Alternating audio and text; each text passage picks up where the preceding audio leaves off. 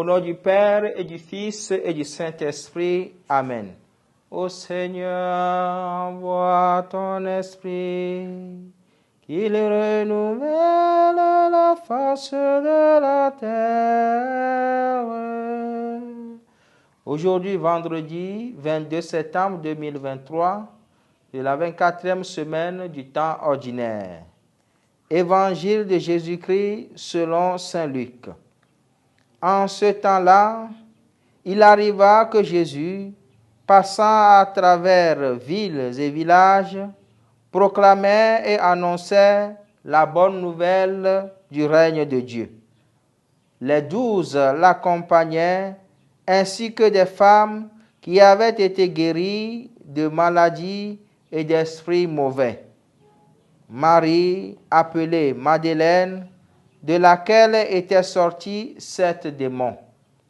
Jeanne, femme de Cousa, intendant d'Hérode.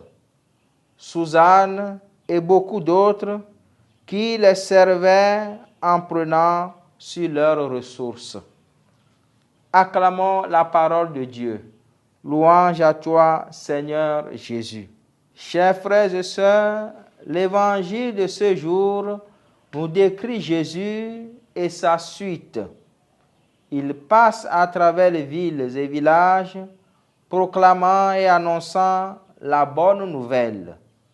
Les 12 et des femmes l'accompagnaient. Il est important de noter ici ce que Jésus faisait afin d'en découler les motivations pour lesquelles les uns et les autres le suivaient. En effet, Jésus passe à travers les villes et ainsi Jésus passe. Il passe toujours à travers nos vies. Saurons-nous reconnaître son passage? Il annonce, il proclame la bonne nouvelle.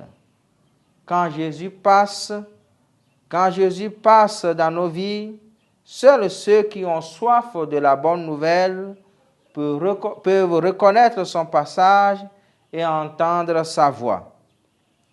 Nous pouvons nous demander si la soif de la bonne nouvelle nous hante et nous presse à étancher cette soif.